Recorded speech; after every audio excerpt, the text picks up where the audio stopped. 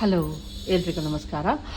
ನಾನು ಹೋದ ವಿಡಿಯೋದಲ್ಲಿ ಇದರ ಕಟಿಂಗ್ ವಿಡಿಯೋ ಹಾಕಿದ್ದೆ, ಸ್ಟಿಚಿಂಗ್ ವಿಡಿಯೋ ತೋರಿಸ್ತೀನಿ ಅಂತ ಹೇಳಿದ್ದೆ.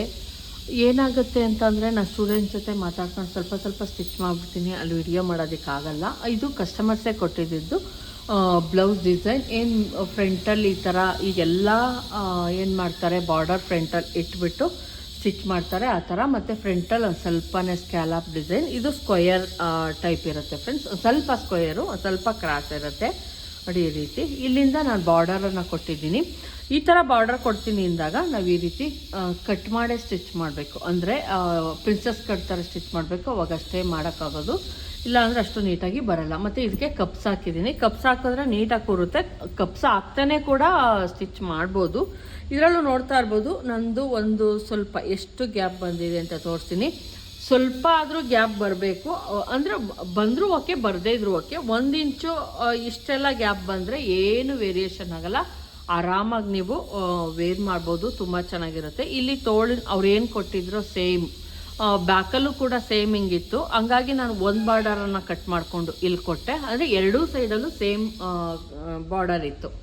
ಹಂಗಾಗಿ ಈ ಫಸ್ಟ್ ಬಾರ್ಡರ್ ಇತ್ತು ಅದನ್ನು ಕಟ್ ಮಾಡಿಕೊಂಡು ನಾನು ಇಲ್ಲಿ ಕೊಟ್ಟೆ. ತೋಳಿಗೆ 2 ಬಾರ್ಡರ್ಗಳನ್ನು ಉಳಿಸ್ಕೊಂಡು ಸ್ಲೀವ್ ಕೊಟ್ಟೆ. ಫ್ರಂಟಲ್ಲೂ ಅಷ್ಟೇ ಅವ್ರೇನು ಕೇಳಿದ್ರು ಸ್ಕ್ಯಾಲಪ್, ಸಿಂಪಲ್ ಚಿಕ್ಕದಾಗಿ ಸ್ಕ್ಯಾಲಪ್ ಬಂದಿದೆ. ಕಪ್ಸನ್ನು ಹಾಕಿದ್ದೀನಿ ಮತ್ತು ಬಾರ್ಡರ್ ಕೊಟ್ಟಿದ್ದೀನಿ. ಬೆಡ್ ಪಟ್ಟಿನೂ ಸಹ ಬೆಡ್ ಪಟ್ಟಿ ಕೊಟ್ಟಿದ್ದೀವಿ. ಇಲ್ಲಿ ಬ್ಯಾಕಲ್ಲಿ ಅವರೇ ಕೊಟ್ಟಂತಹ ಸಿಂಪಲ್ ಡಿಸೈನ್, ಇದು ಅವರೇ ಕೊಟ್ಟಿದ್ರು. ಇಲ್ಲೂ ಕೂಡ ನೋಡಿ ಸಿಂಪಲ್ಲಾಗಿ ಸ್ಕ್ಯಾಲಪ್ ಮಾಡಿದ್ದೀನಿ. ಇನ್ನೊಂದು ಬಾರ್ಡರ್ ಏನಿತ್ತು, 2 ಬಾರ್ಡರಲ್ಲಿ ಒಂದು ಬಾರ್ಡರನ್ನು ನಾನು ಹಂಗೆ ಉಳಿಸ್ಕೊಂಡೆ. ಈ ಬಾರ್ಡರನ್ನು ಉಳಿಸ್ಕೊಂಡು ಈ ಪಾರ್ಟನ್ನು ರೆಡಿ ಮಾಡಿದೆ. ಬ್ಯಾಕಲ್ಲಿ ಸಿಂಪಲ್ ತೋರಿಸ್ತೀನಿ ನೋಡಿ. ಈ ಥರ ಅವರೇನು ಕೊಟ್ಟಿದ್ರು ದಾರ ಇತ್ತು, ಡಿಸೈನ್ ಏನು ತೋರಿಸಿದ್ರು ಅದೇ ಡಿಸೈನ್ ಬಂದಿದೆ ಫ್ರೆಂಡ್ಸ್, ಬೇರೆ ಏನು ಮಾಡಿಲ್ಲ. ಚಿಕ್ಕದಾಗಿ scallop, back boat neck, front normal, ಉದ್ದ ತೋಳು, ಸ್ಲೀವ್ಸು. ನಾನು ಎಲ್ಲೂ ಕೂಡ ಇಲ್ಲಿ ಜಾಸ್ತಿ ನಾನು ಥ್ರೆಡ್ ಪೈಪಿಂಗ್ ಎಲ್ಲೂ ಯೂಸ್ ಮಾಡಿಲ್ಲ, ತೋಳಲ್ಲಿ ಮಾತ್ರನೇ ಹಾಕಿದ್ದೀನಿ. ಅದನ್ನು ಬಿಟ್ಟರೆ ನಾನು ಫ್ರಂಟಲ್ಲಿ ಕೂಡ ಥ್ರೆಡ್ ಪೈಪಿಂಗ್ ಕೊಟ್ಟಿಲ್ಲ, ಥ್ರೆಡ್ ಪೈಪಿಂಗ್ ಎಲ್ಲೂ ಸಹ ಕೊಟ್ಟಿಲ್ಲ.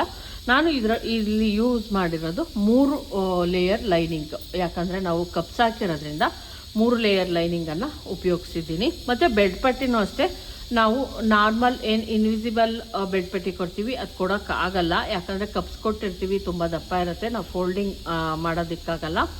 ಹಂಗಾಗಿ ನಾನು ಇಲ್ಲಿ ನಾರ್ಮಲ್ ಏನು ಕೊಡ್ತೀವಿ, ಮುಂಚೆ ಎಲ್ಲ ಕೊಡ್ತಿದ್ವಿ ಅದೇ ಥರ ನಾನಿಲ್ಲಿ ಕೊಟ್ಟಿದ್ದೀನಿ. ಇದು ಬೇಕು ಅಂದರೆ ನೆಕ್ಸ್ಟ್ ಯಾರಿಗಾದರೂ ಸ್ಟಿಚ್ ಮಾಡಬೇಕಾದ್ರೆ ನಾನು ತೋರಿಸ್ಕೊಡ್ತೀನಿ ಯಾವ ರೀತಿ ಫ್ರಂಟಲ್ಲಿ 3 ಲೇಯರ್ ಯೂಸ್ ಮಾಡಿಕೊಂಡು ಯಾವ ರೀತಿ ಕಪ್ಸ್ ಹಾಕ್ಬೋದು ಮತ್ತು ಪಟ್ಟಿ ಕೊಡೋದು, ಇದೆಲ್ಲ ಯಾವ ರೀತಿ ಮಾಡೋದು ಅಂತ ತೋರಿಸ್ಕೊಡ್ತೀನಿ. ನೆಕ್ಸ್ಟ್ ವಿಡಿಯೋದಲ್ಲಿ ಖಂಡಿತವಾಗ್ಲೂ ತೋರಿಸ್ಕೊಡ್ತೀನಿ. ಸಾರಿ, ಈಗ ನಾನು ತೋರ್ಸೋಕ್ಕಾಗಿಲ್ಲ. ಈ ವಿಡಿಯೋ ಇಷ್ಟ ಆಗಿದ್ರೆ ಲೈಕ್ ಮಾಡೋದನ್ನು ಮರಿಬೇಡಿ. ದಯವಿಟ್ಟು ಸಬ್ಸ್ಕ್ರೈಬ್ ಮಾಡ್ಕೊಂಡು ನೋಡಿ. ಇಷ್ಟ ಆದರೆ ಒಂದು ಲೈಕ್ ಮಾಡಿ. Thank you friends. ಮತ್ತೆ ಸಿಗ್ತೀನಿ ನಾನು ವಿಡಿಯೋದಲ್ಲಿ. ಅಲ್ಲಿವರೆಗೂ ನಮಸ್ಕಾರ.